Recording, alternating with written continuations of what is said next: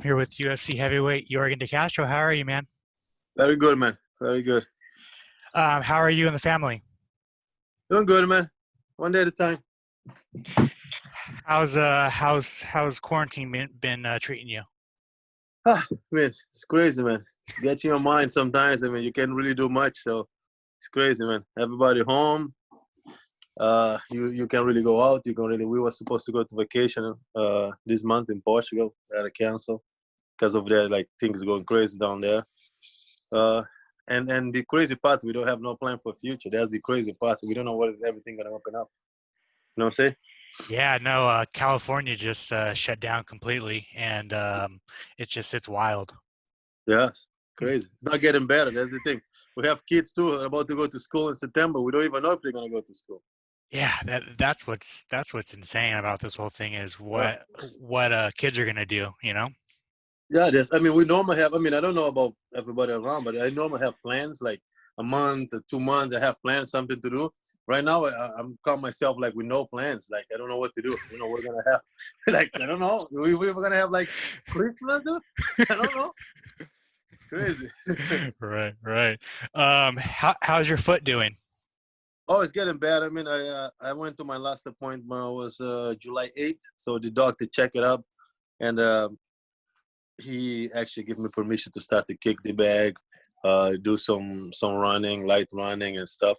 But he only got to give me like a okay to fight after an MRI. So he requested an MRI because I had a deep bruise. So if I kick again in the same spot, I may be out for like 6 months, a year. So I'm taking it easy. But I want to fight. And I hope I can fight September, October, something like that. But it's getting What was the official what was the official injury? deep bruise A on deep top. bruise? Yeah, yeah. So it's been 2 months since your UFC 249 fight with Greg Hardy. Have you rewatched the fight? No, man. I mean, my coach has been rewatching the fight 10 times. They keep asking me, "You got to sit down and watch the fight. You got to sit down and see what you do wrong." You want why? I say I don't. I don't really like to rewatch. Even those that I won, I never really watch my fights. I don't even remember my third and fourth fight. Like the contender series, I watch it sometimes, but the Justin Taffel fight, I don't really watch. And this is worse because I lost this fight. I don't even want to watch it. Why don't you like to rewatch your fights? I don't know. I think like I go to the moment, then I'm already hard with myself when I lose. So if I go and rewatch and I'm gonna start to think that I could do better, I could do more, then it will really get in my head. But my coach, I gotta watch it before my next fight. I definitely wanna watch it because my coach said that was beautiful first round. I did everything right, but then after I hurt my foot and I stopped movement, I've stopped fighting, and there's a good and bad things to take away. I will eventually watch it, but I'm not ready yet. Yeah, no, for sure, for sure. I agree with your coach, man. That first round, you were lighting him up with kicks, and I was like, wow, you're gonna finish this guy with kicks. That was the goal. We had a perfect game plan. We knew he don't check kicks, man. The game plan was perfect. I mean, that was really unlucky. I mean, I don't want to take nothing against nothing from my opponent. I mean, he did check the kick. I mean, but yeah, it is what it is. I mean, it was unfortunate.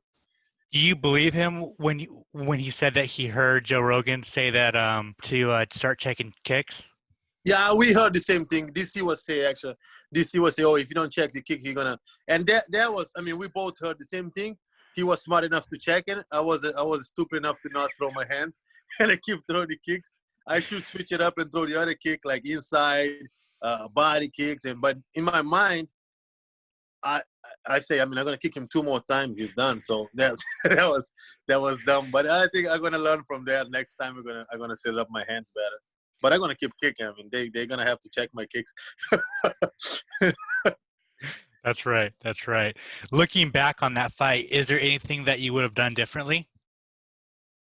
uh yeah, I mean, like I say, but that will come with experience, man. I think I should mix it up better. I should try to clinch him. I should try to fake some takedowns. I should try to box, get inside, then finish with a kick. I was so focused on kick him that I forget to set it up, and my game become predictable. So it was easy to check because I wasn't throwing hands. I was just wait for him to come in and then explode and finish with a kick. I mean, it is what it is. I gotta learn with experience. I gotta definitely learn it now. I'm gonna mix it up better. But I think I wish I could mix it up more and take my time. And I was so in no rush to finish with the kick that I was kicking without setting up. I mean, it's understandable, man. You were on a big stage, the whole world watching, and you wanted to get that nice leg kick Yes. TKO. And there's one more thing too. I mean, I don't know. I don't know. I hope next time I fight probably prelims. Cause every time they put me in an open main card, like I get so excited. It's me like you feel like you won them something. You want to finish fight. Yeah, I want to take my time and just go and win the fight. I don't want to rush in the open cards anymore. That's right. That's right. So that was your first pro loss, and you have lost before, but that was in your amateur. Did that affect you mentally at all? Your first pro loss? No, I knew that would happen. I mean, this is a two-man sport. I always say, I mean, I talk with the kids in the gym. I always tell them, I mean, one day someone's gonna get better of you. I mean, doesn't mean he's a better fighter. He got a better night. So I know. I beat myself a lot when I nobody like to lose. Lose it sucks. But I know that I have to fix a couple of things and come back. I mean, everybody lose, man. Unless if you're Khabib or Floyd Mayweather or something like that, you're gonna lose, and especially the heavyweight division. I'm probably gonna lose more fights. I mean, but I'm gonna knock a lot of guys out too. I'm gonna finish a lot of guys. So this is the game. This is the name of the game. I'm gonna come back stronger. But I'm okay. I'm back to the gym, man. I'm okay with it. I deal with One it good. one last thing about that fight. When you hurt your foot in that second round, did you feel it? And like, why was there no adrenaline? I felt the right way. To be honest, in my head, I thought him to give up. I thought him to stop. I say, I'm just gonna stop fighting because I can't move anymore. I can't kick. I can't explode because all my game plan was about exploding. Every time he throw a jab, explode 2, 3, explode, and I couldn't push off this foot right away. I felt it. I put him on the ground like I lost balance. I told my coach in the second round. I told him, I think I broke my foot. He said, no, you don't. Go back and finish the fight. So I went there, but I didn't do nothing. I mean, but he didn't do much too. So we knew that I have a punching power. That's what my coach said. I mean, you go down there, he's gonna try to rush you, finish you. You're gonna call him someone with a right hand or left hook. And but he was smart too. He was staying outside and he respect the power. He caught me with a couple of right hands, but I mean, I eat those things for breakfast. But yeah, but I felt like after I hurt, I couldn't do nothing more. And it's not like that. You're always gonna think. I mean, I'm gonna push forward. I'm gonna lose balance. You're gonna call me off balance. Then I'm gonna get finished. And a lot of things go to your head in that moment. I mean, I admire those guys who say, "Oh, that's nothing. I will push you. I will push you on one foot and fight." Yeah, good for you. But you're not 265. You're not 665 and fighting someone that's 6'5", 280. That's different. Oh yeah, for sure, for sure. It's a whole different game when a heavyweight can't use all of his weapons, right? Yes, yeah. And I'm not a bigger heavyweight, so I'm not kind of small. I have to use everything I have. It's like my legs is my everything. I'm all my weight is on my leg. So that's what I have my power. So that took away from that. But I got to learn from that. And I'm telling you, maybe it happen again. But next time I'm going to be probably using my boxing more. I'm going to get inside. I'm going to clinch. I mean, I didn't have a plan B for this fight. Mm. I swear to God, I thought I would finish him. Actually, he was better than I thought, so I learned that too. So you never underestimate nobody. I thought I would finish him, but he actually was tough. He took a lot of kicks. He took 6, 7 kicks. So next time I'm gonna come with a plan B. Yeah, no, he took your monster leg kicks. I was just like, whew, damn. Yeah. um, so you said in an interview after the fight that you were gonna drop to like 245, 235. Is that the plan? Yeah, 245, and then see how we go from there. I mean, I talk with my coach, my manager, my all the friends, everybody around, teammates. I was thinking that's the problem. When you lose, a lot of things go to your head. I actually was thinking I'm going to 205, but I don't think that's the right decision. I mean, I think I can hang with those guys. I mean, with those big guys. I'm just gonna lose some body fat and be more active, and I'm still gonna be faster and stronger.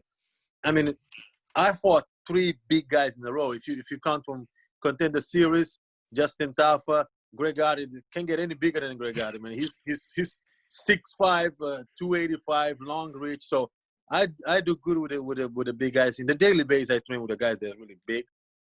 So I'm definitely looking to be more fit, more healthy. Mm, Okay. Okay. And so when do you want to fight again? September, you said?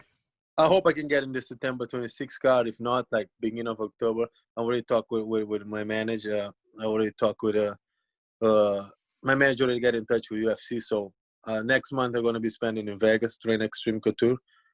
Uh, Nice. I hope I had a fight in September. Do you have any names? I mean, I'm telling you, last time I called names, I lost, so I don't like to call names.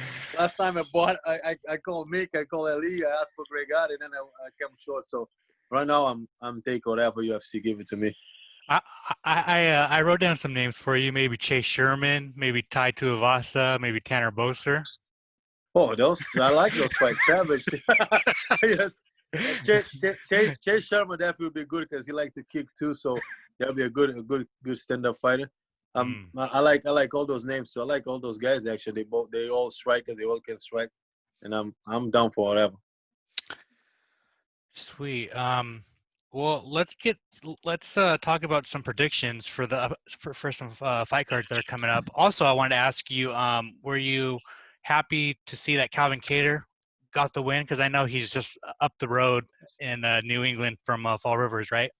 Yeah, I do, and I know him. He's a good guy, great guy with a not just like very skillful, but he's also like a hardworking guy. Good guy to be around him. You always learn because he's a hard worker, focused. And to be honest, man, I think he's a championship material, man. He's super good. He's super focused. He don't complain. They give him fight. He didn't need to take this fight, in my mind. He was number 6. He fought against number 10. Udenik is a savage too, but I thought he was right there. And if UFC want to do it right, I think they should match Calvin against Maxwell, and then the next one get it tied again. I Because like that fight I do think he's super good. He's big for the division, super good. for sure. Who do you got this weekend? Davison Figueiredo or Joe Benavidez? I mean, unfortunately, I like Benavides. I do like him. I got a chance to meet him, but I think Davis is gonna get it done again. I mean, he's super strong. He got the power, man. He come forward, hands down, throw bombs. He's probably one of the powerful 125 in the world. So I think he's gonna get it done. What about Robert Whitaker versus Darren Till? Uh, I like Whitaker too. So I got, like I said, I got a chance to meet him in Australia. We're in the same corner. He's super. He's good. I mean, unfortunately, he got knocked out again at the time, but I think he's gonna bounce back and get it done. What about Derek Lewis versus Alexei Olenek? Huh. That's a tough one. Heavyweights, Derek Lewis got their power. Only Nick is like look good against Verdun last time, but I mean I think he's gonna have a hard time taking Derek Lewis down. I think Derek Lewis won by knockout. The difference between weight is like about 40 pounds. I'm telling like only Nick is I think is 230, 229. I saw him last time in UFC 249. Solid guy. I mean definitely different level of grounding game, but Derek Lewis got that power. You got the fight. Every fight start on the feet, so I'm going with Derek Lewis. I, I I like agree. Derek Lewis. I like Derek. Yes, for sure, for sure. And then let's talk about the UFC 252 card.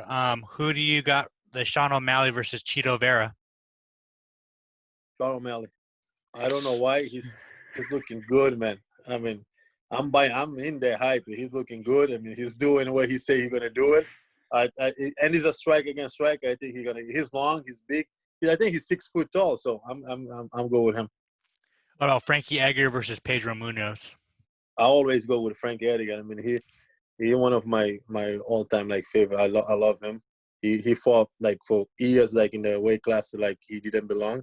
155, 145. He's a small guy, so and he was a champion actually. So Yeah, yeah, no, that's I'm for definitely sure. going. Well, and then now the big boys. What about Junior Dos Santos versus Jairzinho Rosenstreich? Uh this is gonna be a striking fight. So I like Junior Dos Santos too. I mean, I always like him. I think the moment is this is a different moment. He's going down. Jairzinho got caught against Francis. But I think he's gonna bounce back and I think he's gonna win actually by knockout. And then the main event. Daniel Cormier versus Stipe Miocic. I'm always Daniel Cormier fan. I mean, he did me dirty. He did me dirty against Brigatti. I asked him to to to check the kick, but I like Cormier, one of my favorite heavyweights. So I also think if he was winning the last fight. He was winning for easily 2-3 rounds, and then he got cocky, heads down, and didn't stop wrestling. I think if you go down there, small cage, he's wrestling, he's grinding, he can definitely wrestle for 25 minutes. And I think he get it done again. Good guy. I met him a couple of times. Good guy. He really good guy outside the cage. And he presents himself. I mean, a family man, 41 years old. I love him, little chubby. You know, I like the chubby guys. Go down there and yeah, he is the definition of looks can be deceived. People say, oh, that guy can fight and he can go and kick your ass. So I'm always Daniel Cormier fan. Thank you so much for talking with me. Do you want to shout out your sponsors? I mean, thank you, man. I mean, my sponsor know that I appreciate everything they do for me, and they're all local guys, and they appreciate it. And to all my fans, I'm gonna be back soon. I mean, and I'm gonna be throwing bombs. So see you soon, guys. That's right. That's right. Thank you so much, Yorgan. I appreciate it, brother. Thank you, my man. Appreciate it.